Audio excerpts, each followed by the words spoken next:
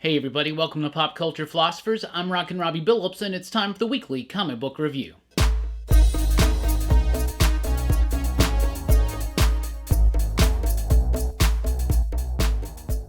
And that's right everybody, thanks for checking out the video. I am Rockin Robbie Billups. This is the weekly comic book review. It's the show where I read a lot of comic books, and I'll let you know what I thought about them, and we got a lot of goodness. This new comic book day, it's a huge yet very exciting week for comic books and new releases. Let's start with the pick of the week as we usually do. This week's pick of the week, Olympia #1, a brand new debut from Image Comics. It's from writer Curt Pyers, along with his father Tony Pyers.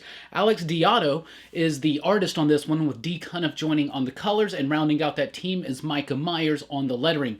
I love this book. It's a nice love letter to Jack Kirby, to superhero comic books in general, to comics in general. This book was absolutely amazing. The basic premise of this book is this. It's about a kid who grows up reading superhero comic books, and one of his favorite superheroes just all of a sudden appears in the real world. Right? Seems like an easy concept, but this is actually filled with a lot of heart, a lot of charm, and a lot of meaning. It really means a lot. You can definitely tell that this book is incredibly inspired by the work and life of Jack Kirby. I'm a huge Kirby fan. This book is awesome. The artwork really handles that big Kirby-tastic bombasticness of superhero stuff when it leans into that way, but when it gets into the more real world, the artwork's a little bit more subdued, a little bit more moody and atmospheric. A really great definition there in the art, showing the two different worlds, the comic book world and the real world. This book was awesome. I really liked it. Great dialogue, great flow. It's a super-sized first issue for only $3.99, and lots of really fun stuff chocked full in this, packed in to Olympia. It's chock full of awesomeness. Anyway, Olympia #1 is my pick of the week. Out of all these amazing comic books, that's the one I really like. Let's jump over to Marvel real quick, because Absolute Carnage reaches its conclusion with issue #5. I can't talk tonight. Absolute Carnage #5 is out this week. The big conclusion to Donny Cates and Ryan Stegman's big giant Venom crossover thing, Carnage, whatever, right? Overall, Carnage has been kind of a simple story, but this was a very satisfying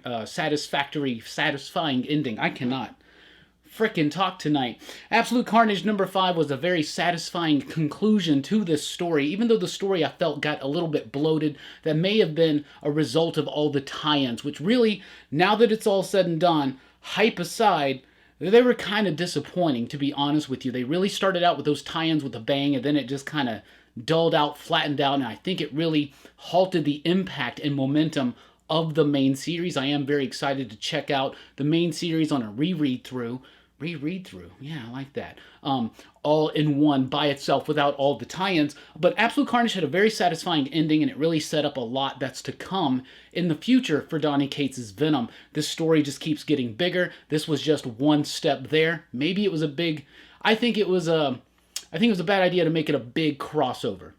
However, that being said, I do like the conclusion. I like the way it sets up the way that the story's going to go. Absolute Carnage #5, really cool. And Ryan Stegman, just doing fantastic artwork. Also, Mark Bagley is on there a little bit for some flashback scenes. Absolute Carnage, Captain Marvel's talking about these tie-ins. This is actually a fun read. It's Captain Marvel versus her cat who's possessed by one of the Carnage symbiotes, and that's pretty fun. It's a nice, fun book, but especially on the last day of Absolute Carnage, it kind of felt like, oh, this was just a waste of time. Even though I did like the story, I thought it was cute and charming and fun, Absolute Carnage tie-ins just haven't been the best since those initial ones, and I'm talking about the first issue of Scream, and then Separation Anxiety. Those ones to me, really wow, they came out strong, and then the tie-in just kind of weakened out. This is kind of a weak tie-in. It doesn't have much of a tie-in at all. I guess they just felt the need, oh, well, we forgot Captain Marvel, let's throw her in. But the story itself is cute and fun and charming, but it's in no way necessary. Deadpool #1, it's a new Deadpool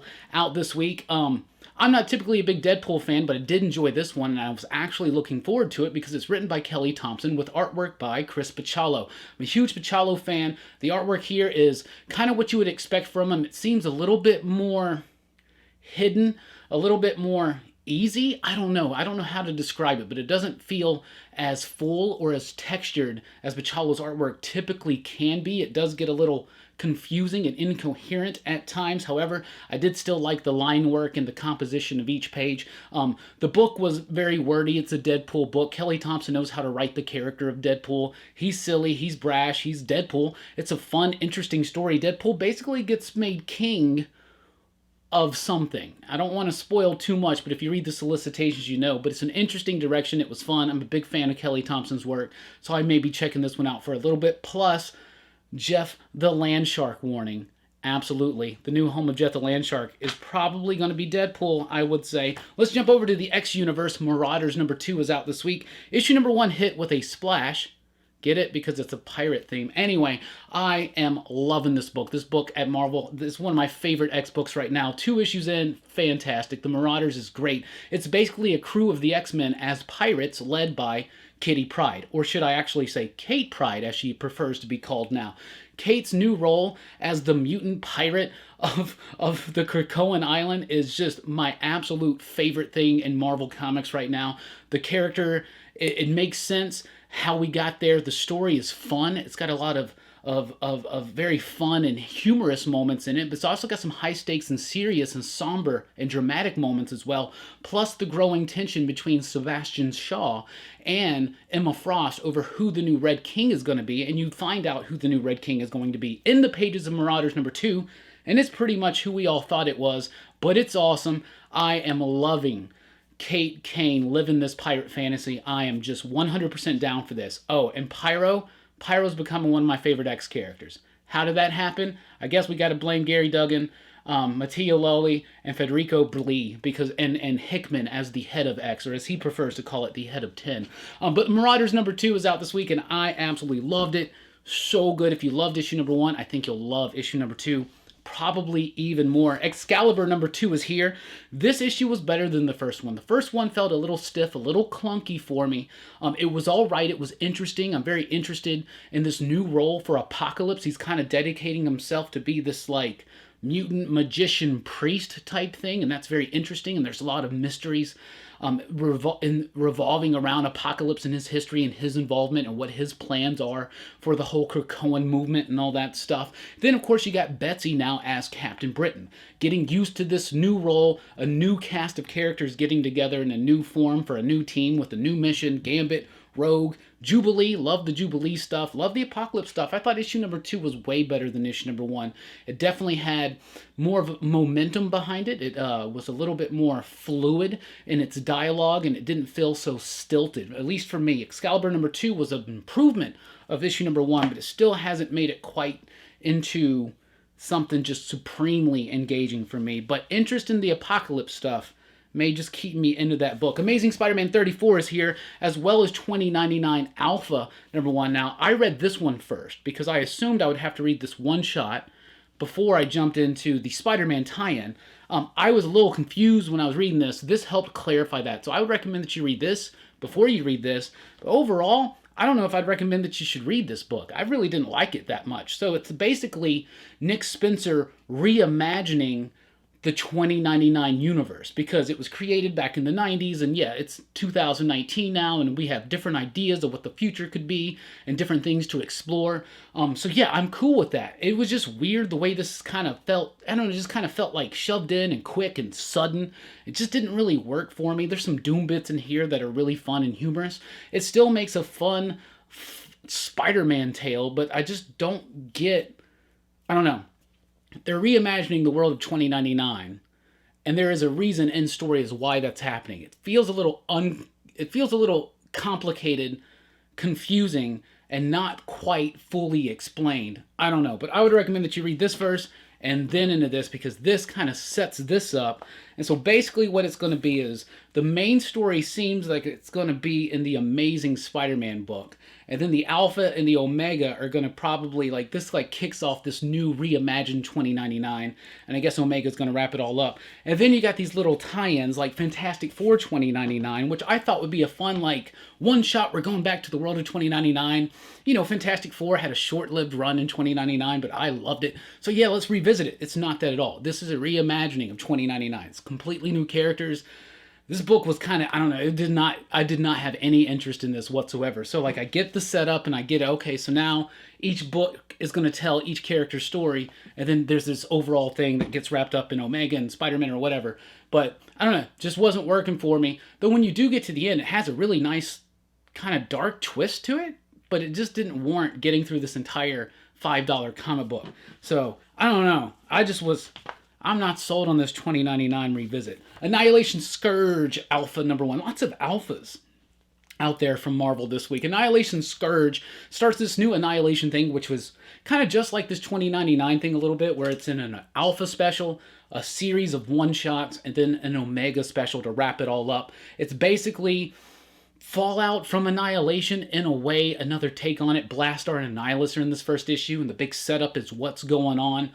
It's another invasion. It's something crazy. Annihilus and Blastar are going to have to team up, but they're not going to be able to do it on their own, so they're going to have to get this crew from the positive universe, right? And of course, that's where the one-shots come in with Beta Ray Bill and Silver Surfer and Fantastic Four and Nova. So this sets all that up. It does it in an all right way. There's a lot going on. It kind of all happens quickly and suddenly, and there's a lot to just kind of get in there. It didn't really feel like it was quite making a statement. It was just doing a bunch of setup, but it was decent and it was all right. So if you're a big Cosmic Marvel fan, definitely check this out. I'm very interested in checking out the one-shots, especially the Beta Ray Bill one, because that's going to be Michael Morisi's first published Marvel work. And that's awesome. Avengers #26 is here with a one-shot tale that's setting up the next story arc. The next story arc, they're gonna have a new Star brand, right? Because the previous Starman like went crazy and died in Marvel Legacy. Did we remember that? That feels like that was so long ago. Anyway, we're still dealing with that stuff, right? The Avengers of 1 million BC. So they had the one shot already about the... didn't they do the Iron Fist one too? Yeah, they did the Iron Fist one and they did the Ghost Rider one. Did they do the Iron Fist one? I can't even remember. Anyway, this is the one about Star Brand. So this is the origin of the Star Brand of the 1 million BC Avengers. And it's interesting, and I really like the way it sets up the Star Brand lore and mythology, and it really has respect to everything that came before and then what HeMan did and then what Aaron's doing, of course. But it's interesting, and it was an interesting take on this character, and I thought it was cool. Nice little one-shot story setting up this new Star Brand stuff, and I'm very intrigued to see what Jason Aaron's got planned, because it feels like he had all these ideas for Avengers, and like, I don't know, I feel like we still haven't been ramping it up quite enough, almost. I mean, definitely not like something like Justice League, right? That book ramped up way quicker than the Avengers has. Immortal Hulk #27 is here. So the Hulk banner, they've kind of come to terms, and now they've decided they're going to fix the world. They're going to solve all the world's problems. So they're going after evil corporations and stuff like that, like the Roxxon Corporation, who of course is run by this dude who's a Minotaur, right? So that's really interesting and neat. This had a very cool, innovative, not so much innovative, but a very neat technique to tell the story. 3 different stories going on along the panels there, and then they kind of merge up when they need to. So artistically, Joe Bennett's still pushing himself, doing some great work composition-wise, storytelling-wise, even detail-wise, on the big explosive moments. That's some of Joe Bennett's best work. Immortal Hulk's doing some really interesting, fun stuff, some dark, twisted stuff, kind of firmly rooted in the Marvel Universe, but also in a sense of dread and terror and cosmic horror, almost, in a way. The Hulk is super scary. You don't trust him, and now it seems like Banner's kind of scarier than the Hulk. Anyway, Immortal Hulk #27 is out this week. Captain Marvel #12 is out this week. You're probably going to hear a little bit about this one because it seems like it's already making a little bit of waves. First of all, Kelly Thompson's just doing a great job with this book, and this was a great first issue. A lot of times Kelly Thompson's work is a little verbose, right? And so it's a more of a dense product. This was a very explosive, action-oriented, very brisk and light, big introduction to this new story. I don't really want to spoil anything, but it's got some crazy moments that people are going to be talking about. I think things are definitely not quite what they seem in this issue. I have my own thoughts for that. We'll talk about that on the live stream this weekend, Sunday night, 7 p.m. U.S. Central Time, Rockin Robbie Live. Anyway, Captain Marvel #12 is a great kickoff to a new launch, really taking advantage of some of the new people that came in with all the hoopla over Star. Now there's going to be a little bit more hoopla, I think, about what happens in the pages of Captain Marvel #12. I thought it was interesting. I really did like it. I thought it was a great, solid kickoff to a new story. King Thor #3 is here, the penultimate issue of Jason Aaron's Thor run. So this is Thor in the future. He's king. He's got grandchildren, the goddesses of thunder. His, I think they're his granddaughters, right? Big final confrontation with, once again, the God Butcher. Loki's there. This book's been fun. You got Isad Ribic on here. You got a guest artist too, who is Das Pastores, I believe, does a little bit of a flashback tale. This was a great issue. I really liked it. Jason Aaron's kind of picking up on some of the same themes that he's dealt with on Thor over the last few years, but he's really ramping it up and telling a nice, fun coda, right? Like, Jason Aaron's Thor run's already basically over. This is kind of like a coda. And it's a very nice and effective coda to go back to the way it all started and bring the story full circle. King Thor #3 out this week. I loved it. The final issue of Punisher Kill Crew is out this week. The last remnants from the War of the Realms and all that stuff. Out of all the War of the Realms stuff, my favorite thing that came out of it was this book, highlighted by Juan Ferreira's artwork. I love this cat's artwork. I think it's fantastic. Great action scenes, great composition. The layouts are amazing. Lots of double-page spread, sense of movement, sense of power and explosiveness. Energetic, but very well defined too, and realistic and cartoonish when it needs to be. Punisher Kill Crew was so much fun. The Punisher and a ragtag group of Juggernaut, the goat, Thor's goat, I can't remember the goat's name, Foggy Nelson and Black Knight, just kind of going across the 10 realms, cleaning up some of the leftover business. And it's also got a really nice touching moment that Gary Duggan writes in at the end between the Punisher and another veteran. Really liked this book. It was fun, it was goofy, it was explosive, and then it had a little tinge of heart and realness towards the end. But it was really, really fun, and I cannot wait to see Juan Ferreira's next artwork. His next book will be Spider-Man Noir, so I'm very excited for that. Seems like right up his alley. Conan the Barbarian, #11 here. The penultimate issue of Jason Aaron's Conan the Barbarian run. So a penultimate issue on Thor and a penultimate issue on Conan. And this Conan run's been really good. I'm not typically a Conan the Barbarian fan. I've never really been in the swords and sorcery fantasy type stuff. But I've really been engaged and compelled with this book. I like this take, this look at Conan, I should say. A bunch of different iterations and from the different times periods of Conan have been focused in these, right? So it's the death of Conan, and in the last issue it seems like it's happened, and then you get a lot of stuff in here, a little bit about his origin, a little bit about his present, a little bit about his future, and also Jason Aaron is tackling some of those themes that he tackles in Thor, especially about the importance of God, the importance of faith, the unimportance of gods and the unimportance of faith, and dealing with things like that, like stuff that he did during the whole death of like he really hit this really hard on the Asgard Shi'ar War back in his Mighty Thor run. Anyway, Conan the Barbarian has some nice, rich, Jason Aaron-esque themes that it approaches, and it does it in a very fun way. And Matt Wilson's colors on Mahmoud Asrar's artwork has been amazing. Fantastic. So let's move over to DC. The Question, the Deaths of Vic Sage. Talking is difficult tonight. The Question, the Deaths of Vic Sage, #1 out of 3 issues from DC Black Label, written by Jeff Lemire, artwork by Dennis Cowan and Bill Sienkiewicz and Chris Sotomayor. On the coloring, this book was awesome. If you are like me and you're a huge fan of the Denny O'Neil, Dennis Cowan run of The Question from back in the 80s, you're going to love this. This is a nice, like, spiritual successor to that. Familiar characters, a familiar city, familiar settings, a familiar mission, but a little bit more edgy, a little bit more gritty, a little bit more 2019 dark and edgy. You know what I'm saying? But I really like this one. If you never read that old school Question stuff, it doesn't matter. You can jump right in here and enjoy the grit and filth with the rest of it. This definitely leans very heavy into the Rorschach analogy. Obviously, Rorschach is based on The Question, but Jeff Lemire even has him do a lot of Rorschachian type things in this issue. I really loved it. Loved the artwork. It's the art team from the Denny O'Neil run, and it's amazing, and it's going to look classic, it's going to feel gritty, it's going to feel rough and raw, and that's exactly the tone and atmosphere this book is going for, and I am all for it. The Question, The Deaths of Vic Sage out this week. Also from DC Black Label, Batman White Knight presents Vaughn Freeze. This is an origin of the White Knight Bat Universe version of Mr. Freeze, which is Vaughn Freeze. So he's got ties to Nazi Germany, and he's got all this kind of stuff. It all gets explained. Klaus Janson did the artwork in here, so it looks awesome. It's super old school. Klaus Janson is a legend when it comes to Batman. He was the inker on a lot of those Frank Miller books, like Dark Knight Returns, for instance. Matt Hollingsworth providing the coloring, doing a great job. Just a fantastic book. I really liked it. A nice, interesting, unique take on the origin of Mr. Freeze. And a really cool cover. And the Jansen cover is cool, too. If you check out it and you're like, oh, this artwork looks a little old school. Oh, it is. And that's the point of it. Justice League number 36 is out this week. We are really ramping things up.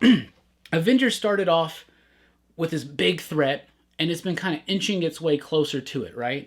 Justice League started off with a big threat and has never let up from the gas pedal. This book has just continued to go. This is a little bit of a slow down issue, though, even though I just said that. This book does have its moments where it slows down and reflects on characters, on drama, on tension, things like that. This is one of those issues. This is like the calm before the final storm, and I really have been loving what Scott Snyder has visioned for Justice League. Francis Manapul and Howard Porter are on the artwork on here. Like I said, this is just another tiny step to that final confrontation. Feels like we've been building up to it, but it's because the book has never hit the brakes. This has been such a fun, cosmic, crazy DC crossover event that would make somebody like Jack Kirby proud. Anyway, Justice League number 36 is out this week. Year of the Villain, The Infected, The Scarab number 1 is out this week. I'm not liking these Infected one-shots, but they do tell you how these characters got taken over by the Batman Who Laughs, right? So the Batman Who Laughs is going out right now, and he's trying to, there's the Secret Six, right? Even though they've already revealed who all 6 of them are. He's infected certain heroes in the DC universe with a Joker toxin, so he turns them into, you know, the Beetle Who Laughs, basically, or the Scarab, right? This is a really cool take on the darker version of Blue Beetle, and the costume, it looks really cool, but the story itself was just really, just didn't do much for me. It's kind of dumb, clunky. It felt like, I don't know, I just did not like it. I didn't like it at all. It's kind of like the King Shazam one. I didn't really like that one either. But the one-shots do just fill in those gaps if you need them to be filled in, because the main story is happening right here in the pages of Batman Superman. Number 4 is out this week. There's your acetate cover for that one. In this one, the Batman Who Laughs is making his moves, his plans. Who are the infected? The most dramatic turn happens in this issue, though we already know it's coming, and I'm sure it ties into a issue of DC's this week that I did not read. But anyway, so Batman Superman number 4 was really fun. I'm liking what's going on. Snyder's doing this crazy stuff with Perpetua and Luthor and the Legion of Doom and Justice League. And then the Batman Who Laughs, he had his own thing for a minute, went out into his series, came back in, and like it's all building up into something. The Perpetua stuff, the Batman Who Laughs stuff, this is 2 different things. What's leading to the next crisis? Probably both of them, threads from both of them. Anyway, really liking this. If you're interested in following that thread of Year of the Villain, the true thread of Year of the Villain, and what's going on with the whole leading up to the next crisis, I think this is kind of key. Definitely want to check that one out. Aquaman number 54 is here with its own acetate cover. Cool one with the new Black Manta mech. So Black Manta is now in this mech suit. This is a big Aquaman and Aqualad versus Black Manta issue, and it was really, really fun. I like the artwork. It was an action-packed issue, and that was cool. This book's been doing some really interesting restructuring of the Aquaman mythology and the lore and the setting and things like that, the tone even. And then something like this happens. You're the villain. Black Manta shows up. He's in this giant mech suit, and a lot of cool character work and reflection, yet again, on the character of Black Manta, his relationship with his father, his motivations, what exactly happens there. To me, one of the most intriguing things about the entire story of Aquaman is Black Manta, their history, the father thing, all that stuff. Anyway, Aquaman number 54 is here. If you've been liking it, you're still going to like it, I think. Batman number 83 is here, and this is the issue that we've been waiting for a while. That's why people think that Tom King has a lot of fillers, because something big happened. I'm sure we can all talk about it now, but somebody died. This is the issue where it kind of gets dealt with again. And so, like, historically, Tom King's Batman run has been, for me, very inconsistent, but this issue was fantastic. I really liked this issue. It was great. I felt the emotion in this issue. I felt it. I understood it. It made sense. All the decisions, everything, wrapping it up at the end, how it sets up what's next. I really liked it. I thought it was good. So this was one of those issues of Tom King's Batman run where I was like, wow, well done.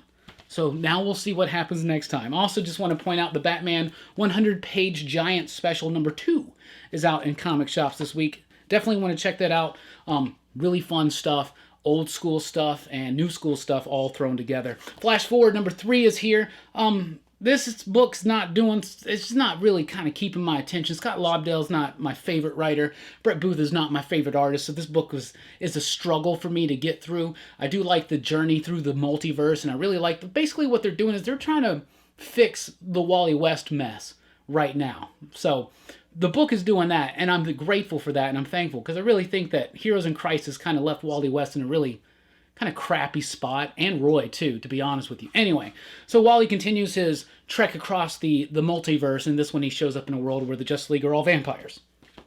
So I guess that's cool. Superman's pal, Jimmy Olsen, #5 is here. This is probably one of DC's best ongoing books right now. Well, it's 12 issues, but it's one of DC's best published books right now. I'm loving it. Matt Fraction, Steve Lieber they're just doing a fantastic job of making a really fun, silly book that also has a note of seriousness to it. Nathan Fairbairn on the coloring, Clayton Cowles on the lettering. I've been really liking this book. It's kooky, it's super wordy, but it's done that way intently. It's kind of mimicking an older style of comic books. It's really a tribute and an homage and even a parody of some of the old school, really silly Jimmy Olsen comic books that like are the reason why I can't stand Jimmy Olsen. But Jimmy Olsen's one of my favorite books at DC right now. If you haven't checked it out yet, I highly encourage you to start with issue #1 and jump in. If you just picked this one up, I think you'd be so lost, but don't worry. Most of us are halfway lost through this book every time, but that's part of the fun. I really enjoyed it. Superman's pal, Jimmy Olsen, #5, out this week. And HeMan and the Masters of the Universe. No, the Masters of the Multiverse. #1 is here. It's a Tim Seeley written book. It was all right. The artwork was kind of cluttered and clunky and just all over the place. It didn't really grab me in, but it is a really cool concept. It's basically the crisis on the Masters of the Universe, right? So it's like all these different HeMan iterations and interpretations are all battling up in this one crisis, like DC crisis type event, right? So you're going to have, the movie version of HeMan, you're going to have that early 90s space version of HeMan in there, and you're going to have classic HeMan and stuff like that. So that's fun and that's neat, but overall the book just didn't do it for me. It just kind of felt thrown together, and it just didn't have any kind of an impact. At least the impact that I thought it should have had. And in fact, similarly edition of Green Lantern #85, this is the famous issue where they find out that Roy Harper is addicted to drugs, man. In this issue, you're going to find out the shocking truth about drugs. Anyway, all kidding aside, this is seriously a great issue from a great run and still is one of the most important key issues of Green Lantern. So a facsimile edition is really cool. I'm glad DC's jumped in on doing those. We got a lot more to cover. Let's talk about Image. We had the pick of the week was Olympia, but they got more picks this week. What? I cannot talk today. Heart Attack #1 is out from Image Comics. This was an interesting story. It's about a world where, due to genetic manipulations and trying to cure this like plague that was like killing millions of people, the next generation of human is born with genetic defects or mutations, so they have superpowers, right? So it's about the world and society and how it deals with this years later. And it was interesting. It was a really fun read. I really liked it. It did a great job of introducing the concept.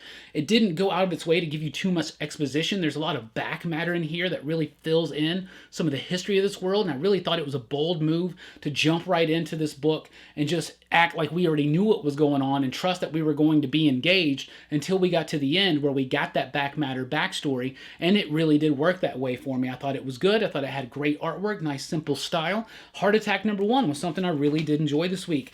But look at this, Farmhand #11. That's right, Farmhand returns for the start of story arc #3.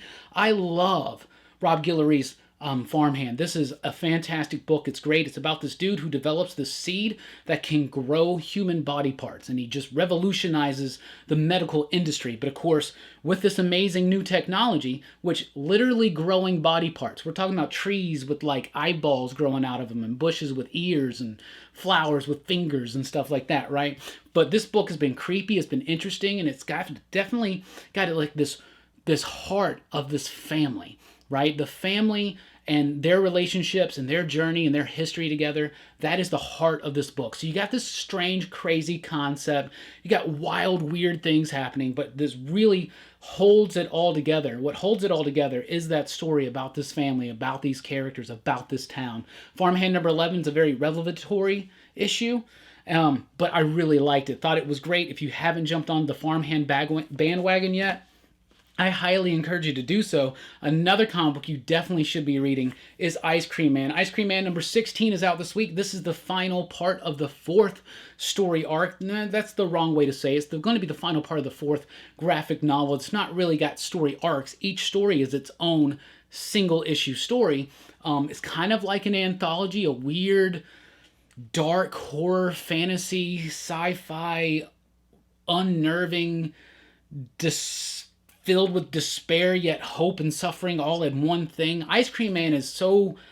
There's not a comic book that makes me feel like Ice Cream Man does every single issue. This book is amazing. It's priceless. Of course, W. Maxwell Prince, Martine Morazzo, Chris O'Halloran, they have just been killing it each and every single issue. This is a fantastic story. It's dark, it's creepy, it's ugh. If you've never read Ice Cream Man, you could read this and you would know exactly what you need to know about Ice Cream Man, meaning the tone of the story, how they play out. But each story is its own thing. It's all tied together by this one mysterious Ice Cream Man. What's the mystery? That's something that's been slowly developing over the series, but these are the strongest issues on shelves, some of the strongest single issue stories in decades in the comic book industry. Ice Cream Man.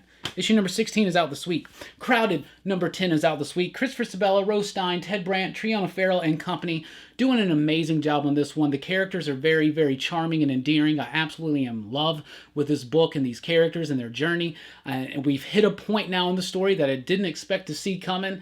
But it's been really fun. This book is great. It's got lots of imaginative ideas about our very near future, and it's got very innovative techniques to get that story across. Crowded number 10 is out this week. Hats off. It was amazing. From Boom Studios, we got the debut of Heartbeat. Heartbeat number 1 from Maria. Love it. This book is weird. It's crazy. So the basic premise is this young woman who feels like an outcast at school, doesn't feel like she belongs, and then she sees a secret. One of her classmates feeds on blood or something like that. Maybe a vampire story, something like that. It's a little unclear.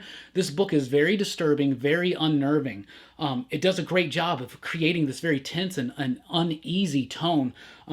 The book is good. The book is solid, and Maria Lovett's artwork is pretty solid, and the pacing and everything is really surreal. This book was really unnerving. It made me feel crazy. Like it was just a weird experience, but it was also very compelling at the same time. Heartbeat number 1 is definitely something to pay attention to. I'm eager to see how that's going to develop because the first issue doesn't really get too much going, but the tone that it was given, that was something unique. Once and Future number 4 is out this week. This book is fantastic. What if King Arthur came back from the dead, but he wasn't a nice guy and he was going to lead this army of zombies to destroy all the people that were not Britons? You know, that would be terrible, wouldn't it? Yes. That's what happens in Once and Future. It's got all the excitement and exhilaration of an Indiana Jones movie with all the pop and color of some of the best colors in comics right now. Tamara Bonvillain. The colors on Dan Mora's artwork in this are absolutely amazing. Karen Gillan's doing a great job of crafting a very easily accessible and fun, humorous, action-packed, and mysterious story. This book is great. It just screams to be adapted onto this big screen or the small screen or any screen because this book is amazing. If you're not reading Once and Future, you definitely need to jump in on the bandwagon. Issue 4 is out this week. Also, another fantastic one out this week. Something is Killing the Children. Number 3, James Tynion IV is doing such an amazing job on this horror title. Werther del Aldra, Miguel Muerto rounding out that team. Great artwork, great sense of pace. This is some of James Tynion's best dialogue I've ever read in a comic book is in this single issue of Something is Killing the Children. This whole issue is mostly conversations with a little bit of revelation, but just mostly conversations and very little actual progression. It feels like on the story, but it was very engaging and very compelling, and the characters, their voices are ringing true, and it's got a nice flow to it, and the double page spreads, the composition, it's something really special about Something is Killing the Children, Once and Future, and some of the other books that Boom's releasing this week. Pay attention to Heartbeat. That could definitely be one as well. Canto number 6 is here. This is the final issue of Canto. For now, I'm really excited to get more Canto, but Canto number 6 wraps up the first initial story, and it does it in a very masterful, elegant, and eloquent way. An absolutely fantastic masterpiece has been given us with Canto number 6. This book had me on the verge of tears. I'm not even kidding. This book has been about the truest meaning of story, right? Like what story means to you and what that in turn can mean to a people, right? Canto has been really cool, cute, fun, charming, right? We've all jumped in on it and we like, oh, this is cool, little cute little knight. This book has taken turns, dark, tragic, real, truthful turns. And the ending of this book is beautiful. It's beautiful. This book was touching.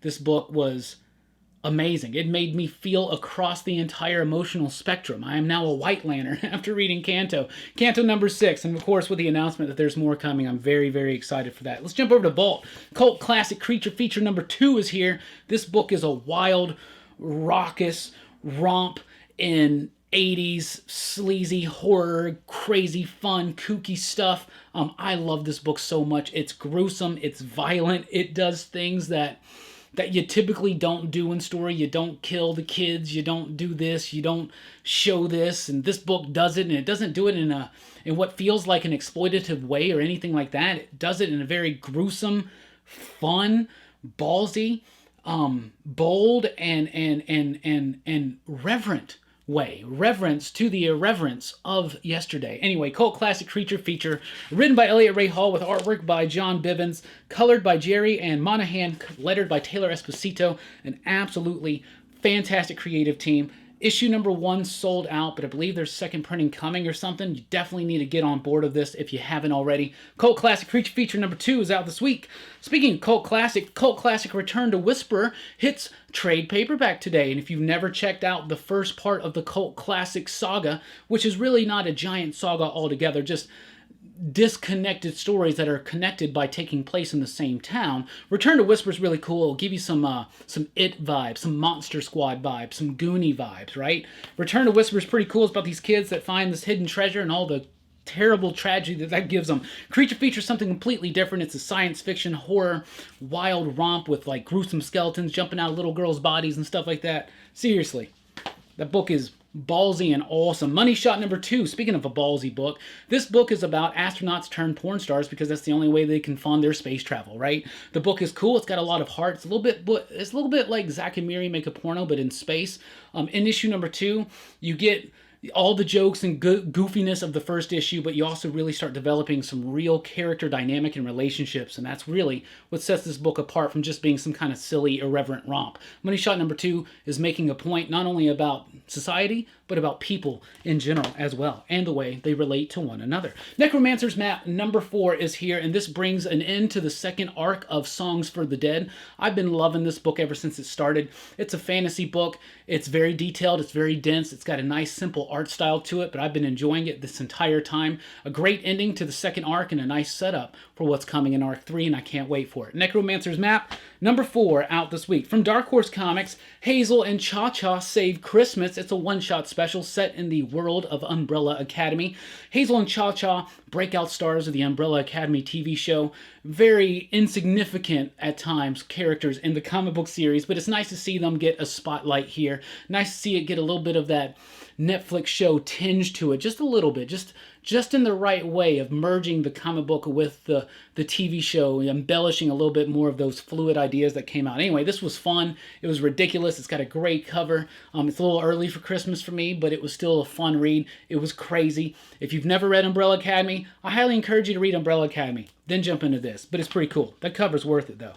Also from Dark Horse, Count Crowley, Reluctant Monster Hunter. Issue number 2 is out, 2 of 4. I was really taken aback by the first issue. I really, really liked it. So Count Crowley is this TV personality, one of those late-night on the weekend shows where they show old classic monster movies, and they come in every, in between commercials with like funny, cheesy jokes and stuff, like Svengoolie, right? Fun stuff. I really like that.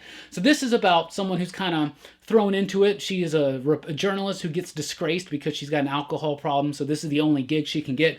Turns out that the original Count Crowley was probably an actual monster hunter, because who knows? You know what? There are actual monsters out there.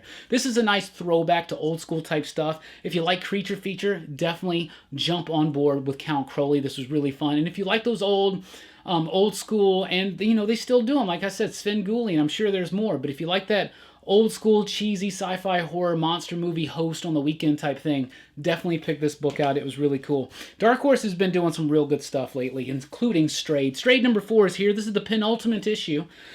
This book has been amazing. Wando's artwork is everything. Carlos Giffoni does a great job with the story. This is about a cat who can astral project, so he gets used by the government, manipulated by the government, to go out and exploit worlds on their behalf, even though the cat doesn't really know that that's what's happening. Now that the cat knows that's what's happening, the cat's about to fight back. And it's awesome. Anyway, Strayed is probably my favorite cat book of the year. Speaking of cats, definite surprise in Jimmy Olsen this week. Strayed number 4, though, fantastic, great artwork, great story, and a very touching story. And that cat is amazing. Rye number 1 is here. So Rye is back from Valiant Comics. If you haven't been keeping up, I guess, with the Fallen World or whatever has been going on with this character, you might feel a little lost. I was a little lost, but I did get to pick up right into the story. I kind of got it. I understood what was going on. I just didn't care that much. It didn't really move me. It didn't really grab me. It didn't really compel me or engage me or anything like that. So, I don't know. Rye number 1 didn't do anything for me. None of the Rye books ever have. I've never really responded well to them. Maybe I just need to, like, sink in and like read a big extended run. I don't know. What's the best Rye book out there? Let me know. A lot of people are liking the Stan Abnett stuff, so, maybe that's it. Show's End number 4 is here, the penultimate issue of this book from Mad Cave Studios. By far my favorite Mad Cave Studios book I've read yet. This book is amazing. It's about this traveling sideshow, like back in the 20s or 30s or something like that. It's about their code. It's about their hard life. They take in this little girl who also happens to be a giant monster. It gets complicated. It gets more complicated in this issue. It's got a nice, light, cartoony style with the artwork, but the story is anything but. The story is very real. It's very tragic. It's filled with emotion. It's filled with humor and tragedy. It really helps. It really balances all that out great and excellently. If you've never checked it out, definitely something I would recommend. Show's End number 4. Really excited to see how that's going to wrap up in one more issue. And finally, let's talk about this. Little Bird is out in trade paperback, actually a hardcover. So Little Bird, The Fight for Elder's Hope. Little Bird's one of my favorite comic books of this year. If you haven't read it, or if you did read it and you want it in a nice deluxe edition, here it is right here. We'll be doing a video soon talking about this, showing you what it looks like. The great presentation. This book is amazing. Written by Darcy Van Polgeest, artwork by Ian Bertram, coloring by Matt Hollingsworth, Aditya Bidikar on the lettering, and Ben Didier rounding out that team on design work and stuff. This book, seriously, one of my favorite books of the year, and if you've never read it, here's your chance to get it in this really gorgeous looking hardcover. And we'll be doing a video of that hopefully in the next few days, talking about that a little bit more. So anyway, that's what I read this week. That's what I thought about it. What are you reading? What are you picking up? What gets you excited about comic books? Let us know in the comments down below. Thank you so much for checking out the video. I'm Rockin Robbie Billups. Please do like, share, and subscribe, and join us over at popculturephilosophers.com for podcasts and a whole lot more. Thanks for rocking with us. Keep on reading.